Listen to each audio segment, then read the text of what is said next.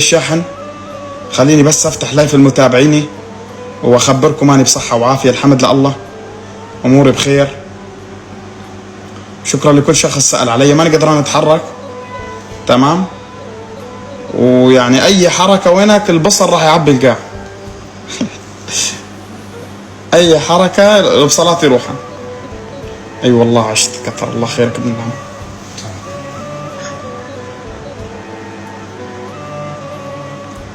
فأنا بصحة وعافية الحمد لله، وحبيت أسلم عليكم وأقول لكم أني بخير، وأحب أموه على شغلة. والله يا جماعة الخير، إنه أنا الفيديو المنشور عندي بالصفحة الأساسية، أنا وقت أرحب يا مروان، وقت ضربوني إبر. أنا عندي فوبيا من الإبر، يعني أنا بخاف من الإبر شيء مو طبيعي تمام، يعني عندي فوبيا من الإبر. وأنا بالنسبة للناس اللي عم تقولها بسلطاني دراما، يا حبيب قلبي أنا دراما قسم بالله.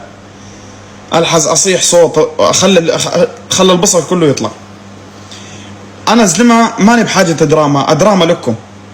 انا والله وقت غبت عن الوعي، الشاب المصور اللي كان يمنتج لي الفيديوهات هو اللي نشر الفيديو، انا مالي خبر بيه اصلا نهائيا، هو اللي نشر الفيديو. انا ما في داعي لدراما الحمد لله. اي مكان اروحه الدنيا كلها تسمع بسلطان لوين جاي. دراما لكم انا حتى فيديوهات منشر تمام.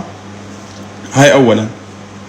ثانيا شكر خاص لكل متابعيني، لكل انسان سأل عني، لانه انا وقت رحت على العيادة ما كان عندي اي طريقة وصال بيني وبينكم غير اني انزلكم ستوريات واطمنكم على حالتي. بس كنت انزلكم ستوريات واطمنكم انه انا بخير والحمد لله، ما بيا كل شيء، اموري طيبة. بس مكان العملية شوي يعني نهارين ثلاث خالصين يخف الورم كلياته. مزبوط يا ابن عمي؟ صح. السبب كله على ابو ضايع. وابو ضايع انا وقت رحت على المشفى الحتى اوقع هناك ما خبرته، لانه تعرفون انت ابو ضايع فضيحه. قلت له خيو رايح مع رفقاتي، قلت له رايح مع رفقاتي وخبرته مشان يعني اكون 100% ناجحه معي العمليه. انا كنت حاط وصله هنا، يعني وصله شعر، بسبب اوروبا تعرفون انتم والضغوط النفسيه هر عندي من قدام الشعر كلياته. وركبت وصله تقريبا انا مركبها من 4 سنين، هي وصله 4 اصابع تمام. وجينا على المقر لهين لعند الجماعه قاموا بالواجب، كانت العمليه الحمد لله ناجحه وظبطوا اموري، وكانت اموري كلها بخير. ليش زرعت اخوي؟ قلت لك انت شوفوا الفيديو، ما شفت الفيديو؟ شوف الفيديو اللي مسبته عندي بالصفحه.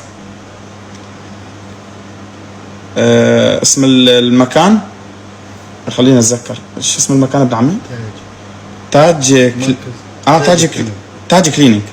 تاج كلينيك يعني تعاملوا مع هو موجود، بس انتم زودكم تواصلوا مع ارقامهم للجماعه.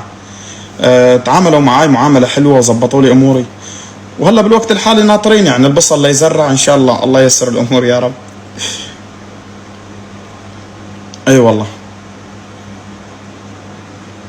انا ما كنت اخبركم لبعد العمليه والله، يعني بس الفيديو انتشر. يعني هذا المصور اللي جايبه معي انا كان عم يصورني وقت صمتوني ابره غبت عن الوعي، لانه ما كنت فطران الصبح قال الصبحان، معلش تحملونا شوي. فما كنت فطران والابره ضربوا لي اياها غبت عن الوعي. وين شعرك؟ والله راح يتدرج الحزجي.